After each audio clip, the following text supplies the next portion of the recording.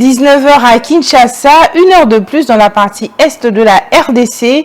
Mesdames et messieurs, bonsoir et bienvenue dans cette grande édition du journal sur Mondico Télévision, dont voici les principaux titres.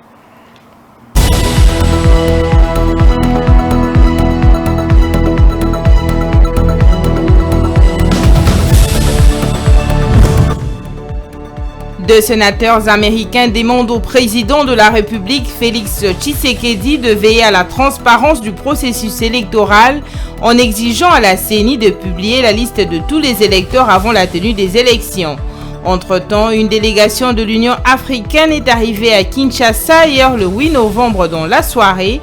Sa mission, évaluer le niveau de la préparation du processus électoral en cours et presque en phase terminale. La défense et la sécurité de notre pays, la République démocratique du Congo, préoccupe tout le monde. Répondant à l'appel du chef de l'État via le ministère de l'Enseignement supérieur et universitaire, plusieurs étudiants des différentes universités ont décidé de passer par la formation militaire du service programmé par les FARDC.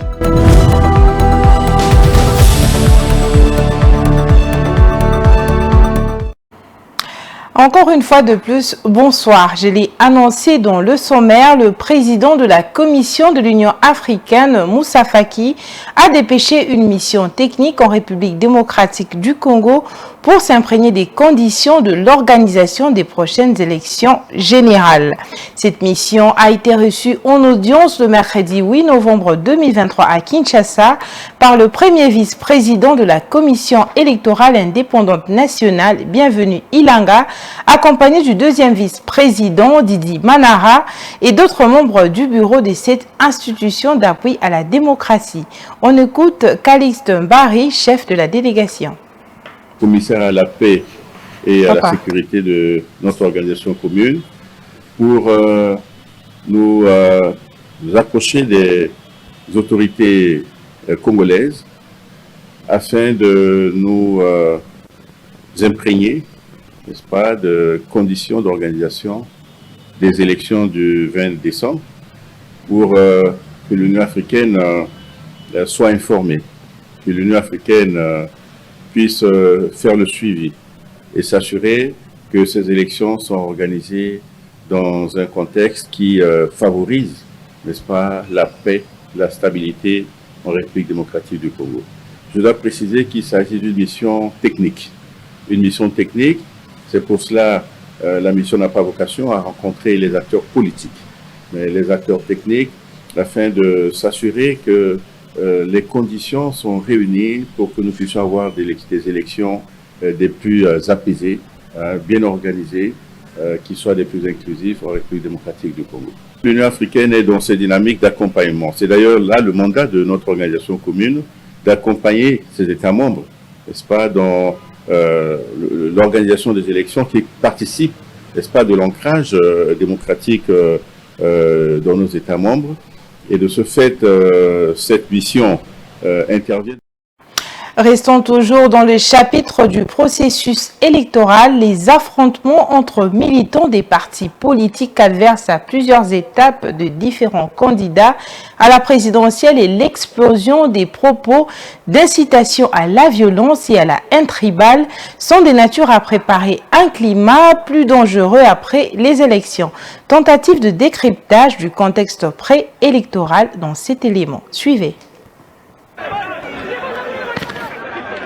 Les tout récents affrontements entre militants de l'Union pour la démocratie et le progrès social UDPS, Fédération de Kasumbalesa, et ceux de Ensemble pour la République, parti de l'opposition dans la ville frontalière située dans le Haut-Katanga de Kasumbalesa, ainsi que les attaques avec lancement des obus contre des convois de Délice Sanga Kananga et de Martin Fayulu à Chikapa, sans compter l'explosion récurrente des propos d'incitation à la violence et à la haine tribale qui se multiplient dans les meetings, les réseaux sociaux et les différentes communautés nationales, démontrent à quel point la situation politique actuelle est capable de provoquer le pire au niveau global du pays. À cet effet, plusieurs dénonciations de la société civile et autres mouvements citoyens indexent la léthargie de la justice et surtout des procureurs généraux de la République des provinces, du Kasaï central et du Haut-Katanga face à ces attitudes et comportements qui ne favorisent ni l'ordre social ni l'harmonie à privilégier entre les communautés. Ces organisations, sa société civile et des mouvements citoyens évoquent que le silence des instances judiciaires qui apparaît comme une passivité complice pourrait être fatal au regard de l'intensification des propos d'incitation à la violence, lesquels du reste risquent d'empoisonner les esprits et réveiller certains démons du séparatisme, de la xénophobie, de l'intolérance politique et tribale,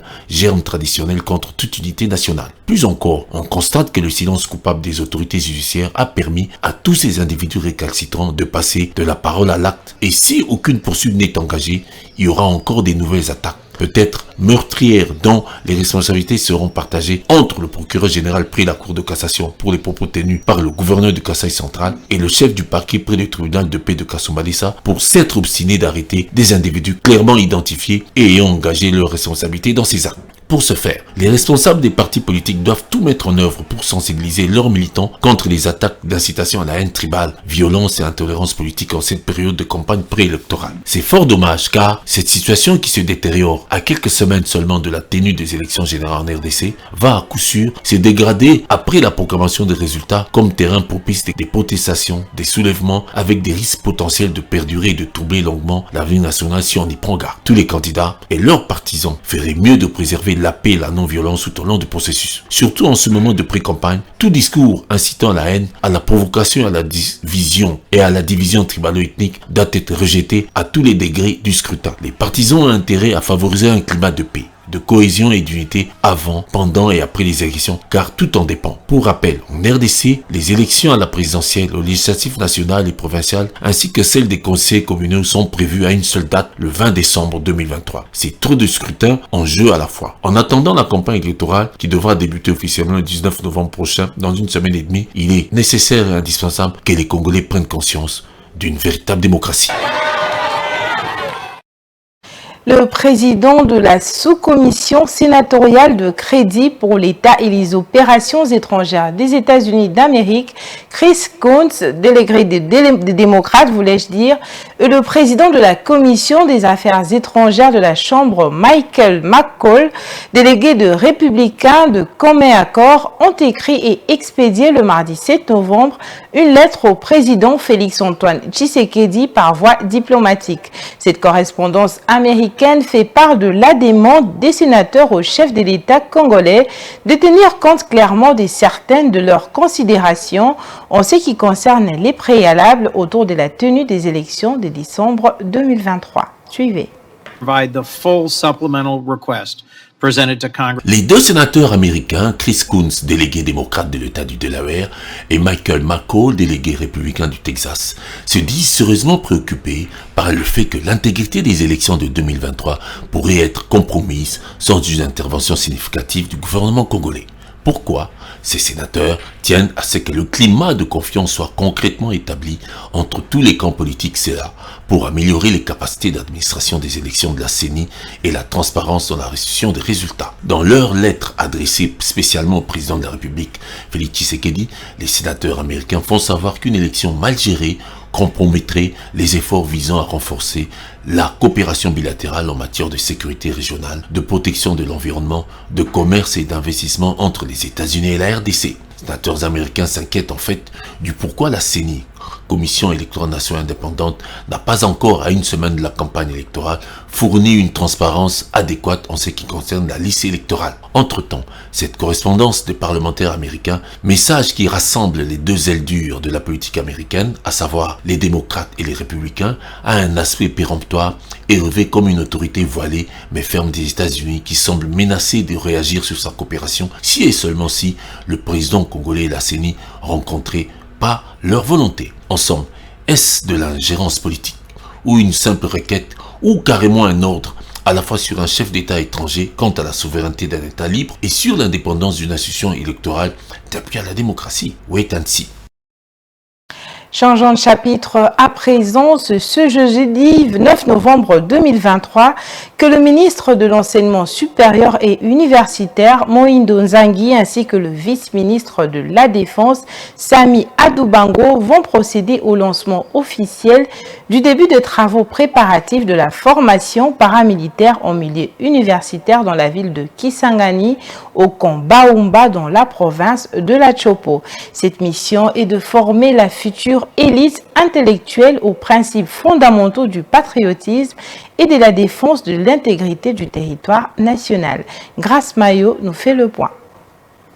C'est au moins un total de 50 étudiants venus de l'Institut supérieur des techniques appliquées ISTA Goma qui sont arrivés dans la ville de Kisangani afin de participer au lancement officiel de la formation paramilitaire lancée par le ministre de l'Enseignement supérieur et universitaire Mohindo Nzangi. Un mois durant, les étudiants congolais, dont ceux de provinces du Nord Kivu, de la Chopo ainsi que du Congo central, seront formés sur les techniques des guerres en cas d'agression. Si les uns reviendront poursuivre leurs études, les autres par contre pourront intégrer directement les forces armées de la République démocratique du Congo qui combattent pour le retour de la paix. À en croire Stéphane Kankoulé Mati, encadreur de ces jeunes, ces étudiants ont répondu à l'appel du chef de l'État par l'entremise du ministre de l'Essu, Mohindo Nzangi. C'est dans l'objectif de mettre fin aux menaces que subissent la RDC. Ils vont faire un mois à Kisangani pour cette formation et après ils vont revenir continuer avec leur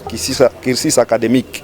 C'est une formation morale pour renforcer le patriotisme dans notre jeunesse. Vous savez que notre pays est attaqué depuis longtemps par les ennemis de la paix, les pays voisins. Ça, c'est un message fort que nous lançons à ces pays voisins qui ne cessent d'attaquer la République. Qu'ils sachent qu'il y a une jeunesse prête à défendre ce pays. De leur côté, les participants à cette formation paramilitaire se disent déterminés à défendre l'intégrité territoriale de leur pays. Partout à Kisangani pour une formation qui est normalement paramilitaire, étant donné que la crème intellectuelle doit participer activement au rétablissement de la paix dans notre région, mais aussi dans notre pays en général. Nous sommes décidés volontairement de partir aussi faire la formation à Kisangani pour qu'à notre retour, nous puissions venir contribuer tant soit peu pour rétablir la paix dans notre région du Nord Kivu, minimum dans notre pays en général, parce que la crème intellectuelle est très importante pour l'amélioration de la paix, mais aussi pour permettre à ce que nous ne puissions pas seulement avoir des combattants qui n'ont pas étudié, mais plutôt nous devons aussi participer, état comme des intellectuels, nous devons participer activement pour établir la paix au Nord Kivu. En tant qu'étudiants, de nous impliquer directement par nos forces dans l'établissement de la paix au niveau de notre pays. Nous sommes en train de partir pour une formation militaire. Nous sommes très prêts. D'ailleurs, quand on a été repris, quand on a été recruté, on a dit que c'est une liste de volontaires. Donc, il faut que le volontariat est là tout ça. L'armée est l'échantillon de la discipline de chaque pays. Nous n'avons pas de doute quant à ces car ils seront dans de bonnes mains. Ils seront entre les mains des militaires bien formés. Et ce sont ces militaires qui vont leur transmettre le message ou l'éducation. Donc nous sommes sûrs et certains que cet échantillon d'étudiants sera un modèle pour d'autres étudiants. Il convient de noter que c'est pour la première fois que la formation paramilitaire soit lancée en République démocratique du Congo. Les étudiants inscrits dans les promotions de recrutement sont obligés de suivre une formation militaire qui vise à renforcer les sentiments d'appartenance et d'engagement envers le pays chez les étudiants, tout en les préparant à jouer un rôle actif dans la défense nationale si nécessaire. Toujours dans le même registre, le directeur provincial de l'enseignement primaire, secondaire et technique Kinshasa-Funa, M. Jean-Marie Vuzimbemba, a tenu jeudi 9 novembre 2023 sa première réunion de prise de contact avec les chefs des établissements scolaires de sa nouvelle province éducationnelle de la Funa. Réunion au cours de laquelle il a communiqué à ce nouveau collaborateur les modalités à suivre pour la continuité et la bonne marche du travail. C'était au lycée Toyokana dans la commune de Kassavobo. Josie Massiala pour les détails. Ils ont tous répondu présents à l'invitation de leur nouveau dirigeant de l'EPST Funa, le prophète Jean-Marie Mvouzi. Il s'agit ici des chefs des établissements scolaires de la Funa, assistés par 2 autres responsables du service technique de cette juridiction, dont l'inspecteur principal provincial et le directeur provincial du service de contrôle EDP et des enseignants. Il était question pour M. Mvouzi de rappeler à ses nouveaux collaborateurs de la pérennisation du respect des instructions et de la consolidation des acquis de la gratuité de l'enseignement, aussi la lutte contre les antivaleurs dans l'exercice de leur profession, combien indispensable pour le redressement du système éducatif en République démocratique du Congo, tel que recommandé par le ministre de tutelle Tony Mwaba Kazadi. Le message en ce jour, c'est la pérennisation, le respect des instructions et la lutte contre les antivaleurs au sein de notre sous-secteur de l'EPST ici. C'est comme ça que nous avons pensé, nous venons d'être affectés. En passant, nous remercions son Excellence, Monsieur le ministre, le professeur Tony Mwaba, pour la confiance renouvelée à notre personne. Et maintenant, là que nous sommes en plein service, on ne peut pas commencer sans donner une ligne de conduite à nos collaborateurs qui sont chefs d'établissement. C'est ce que nous venons de faire à peine, de rappeler, comme nous venons de le dire, les instructions sont comme la Bible qui a été écrite, ça fait 2000 ans, et c'est chaque jour que nous apprenons des versets de la Bible à l'église. Pour l'inspecteur principal provincial IPP Basile Epoka, cette réunion de prise de contact est une nécessité pour la bonne marche du travail. Et nous avons saisi cette occasion pour rappeler à nos collaborateurs qui sont les chefs d'établissement sur les systèmes d'évaluation actuels en RDC, sur les ENAFEP, les TENASOSP et l'examen d'État. Cette communication a rencontré la satisfaction des concernés. De la réunion, pour moi, c'est tellement la réunion de prise de contact, étant donné qu'il vient d'être limité dans notre province de Funa. C'était tout à fait normal qu'ils puissent transmettre des instructions et la hiérarchie pour permettre à ce que chacun vaque convenablement dans sa mission. Province qui allait disparaître, selon moi. Nous sentons déjà un bon départ. Nous sommes fiers de ça. Rappelons par ailleurs que ça fait environ une semaine que le ministre de l'EPST, Tony Mwaba Kazadi, avait signé un arrêté portant nouvelle mise en place des directeurs provinciaux IPP et du PROSEC dans les provinces éducationnelles que compte la République démocratique du Congo. Dans le reste de l'actualité, dans une déclaration publiée le mardi 7 novembre dernier, le collectif d'action de la société civile CASC en sigle dénonce une tentative évidente de manipulation politique concernant les allégations de détournement de 10 millions de dollars à la Gécamine. Selon ce collectif de la société civile, une mauvaise interprétation du rapport de l'Inspection générale des finances, IGF, a conduit à une mauvaise compréhension de la situation. Suivez plus de détails dans cet élément.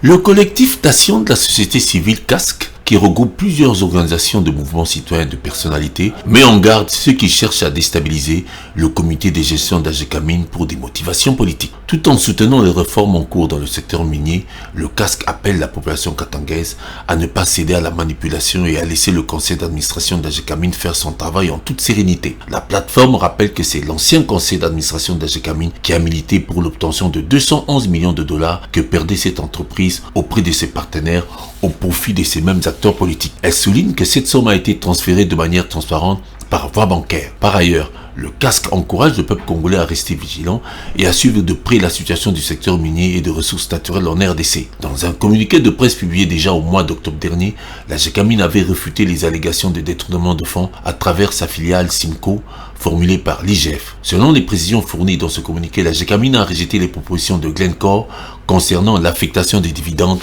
dans le cadre de leur partenariat avec Kamoto Copper Company KCC, les considérant insuffisantes compte tenu des résultats de l'année et des pratiques passées de gestion. En avril 2022, le conseil d'administration d'Agécamine avait nommé une commission ad hoc chargée de discuter des comptes et de la gouvernance avec KCC et Glencore.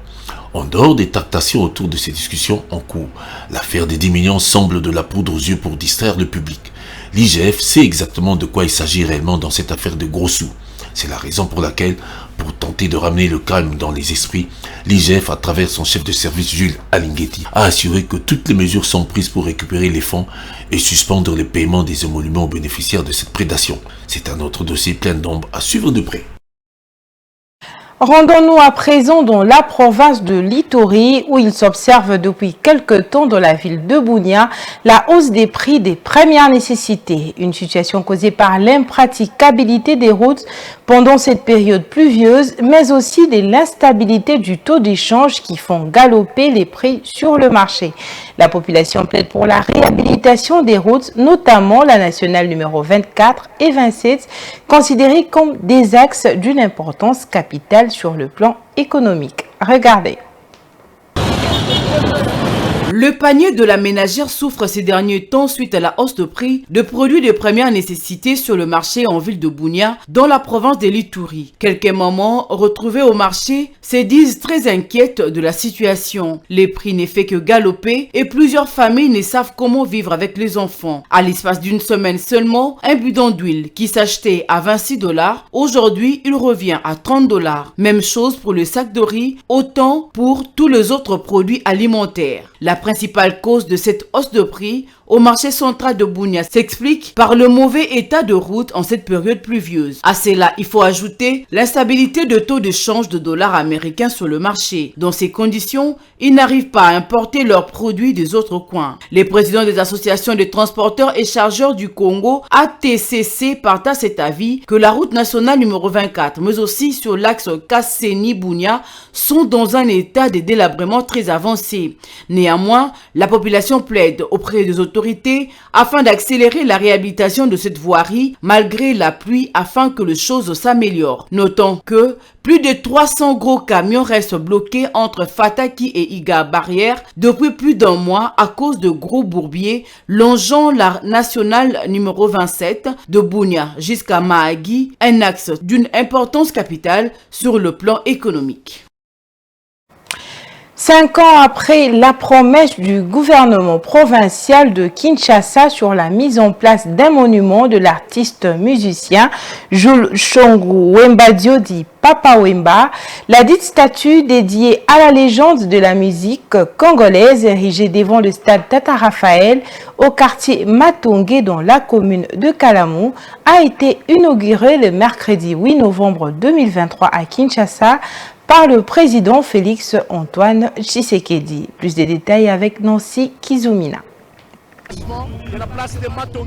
Le président de la République Félix Antoine Tshisekedi Tshilombo a procédé le mercredi 8 novembre 2023 au dévoilement du monument de feu Papa Wemba au quartier Matongé de la commune de Kalamou. De 2018, le gouvernement provincial de Kinshasa avait pris l'engagement de perpétuer la mémoire de l'artiste à travers l'érection de ces monuments. Mais il aura fallu attendre encore près de 5 ans pour que cette promesse se concrétise. Financée par les autorités de Kinshasa, la sculpture grandeur nature du Bakaladia Kuba consacre désormais sa place dans le paysage culturel de la capitale congolaise. Elle rend hommage à l'immense carrière d'un homme qui aura marqué plusieurs générations des Congolais et d'Africains par son talent unique.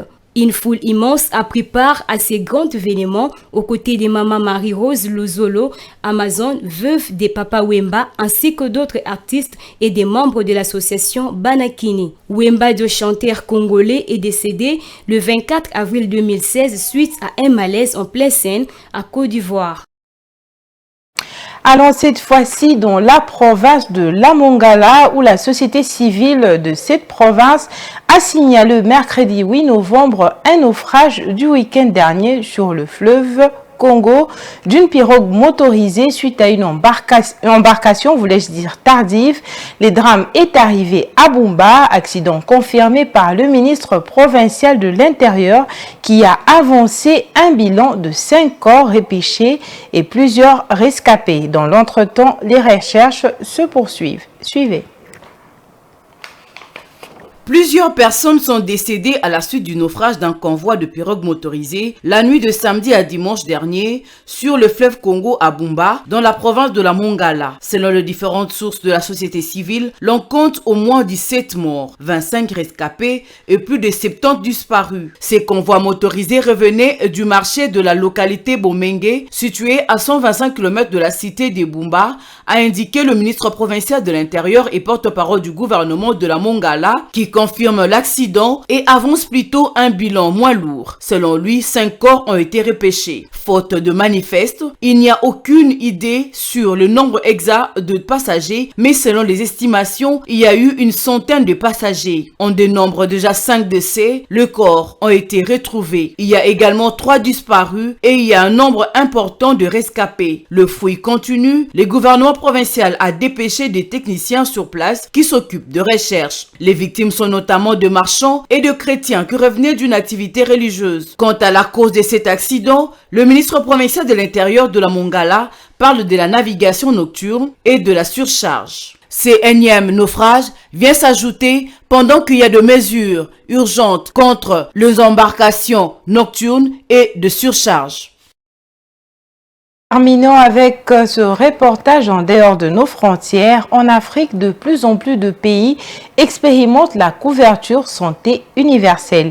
En Côte d'Ivoire, certaines formations médicales comme mère et enfant, Dominique Ouattara de Côte d'Ivoire, s'occupe des indigents en leur offrant de soins de qualité. C'est le premier hôpital privé à expérimenter cette approche. Regardez.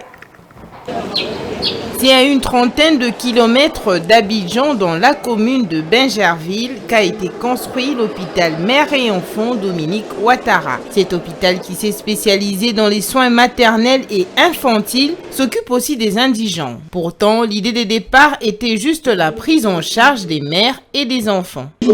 Ayant vu beaucoup de problèmes au niveau des enfants, des décès des enfants, les maladies qui touchent les enfants, les problèmes au niveau de la scolarisation des enfants. Au début, il s'agissait d'un projet simple, d'un projet de création d'un hôpital pour s'occuper de la maman et des enfants qui étaient en détresse.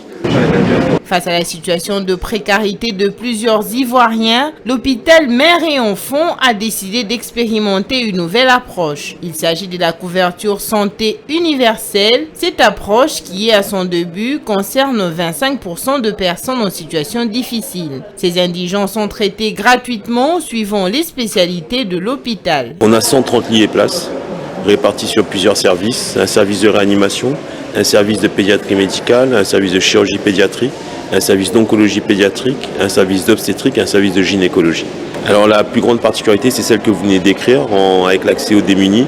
Effectivement, nous accueillons 25% de patients indigents. Ça veut dire que dans le cadre de nos activités, 25% des patients sont pris en charge quasiment gratuitement. Nous, notre objectif. Pour Madame Awassou Maoro, directrice de soins infirmiers et obstétriques, l'hôpital reçoit aussi des hommes, mais ces derniers ne peuvent pas y être internés. C'est un hôpital, comme le nom l'indique, qui est destiné à la prise en charge de la mère et de l'enfant. En termes d'hospitalisation, je précise, puisqu'il est ouvert aux hommes côté consultation. Les hommes ont accès à l'hôpital pour toutes les consultations externes, tout ce qui est soins de laboratoire, d'imagerie médicale.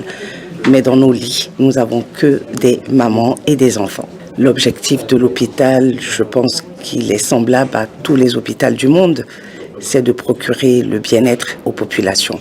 C'est depuis 2019 que la Côte d'Ivoire expérimente la couverture santé universelle. Elle est appelée ici couverture maladie universelle. Cependant, cette approche n'est applicable qu'aux salariés du public et du privé. Les entreprises ont l'obligation d'affilier leurs employés dans les mutuelles de soins. Voilà, c'est par cet élément que prend fin notre grande édition de ce soir. Mais si vous nous avez pris en cours de diffusion, je vous rappelle les principaux titres.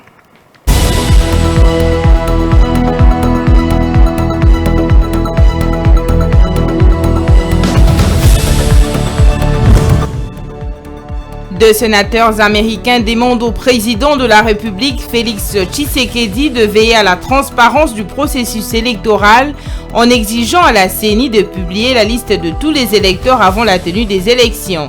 Entre-temps, une délégation de l'Union africaine est arrivée à Kinshasa hier le 8 novembre dans la soirée. Sa mission, évaluer le niveau de la préparation du processus électoral en cours et presque en phase terminale.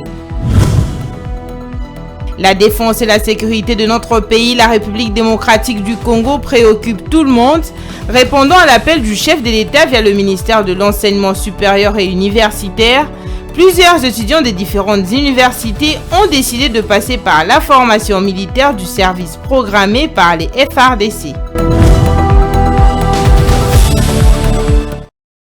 Ce journal est complètement terminé. Retrouvez la prochaine grande édition dès 19h demain. Quant à moi, je vous dis à très bientôt et bonne suite de programmes sur Mondico Télévision. Bonsoir chez vous.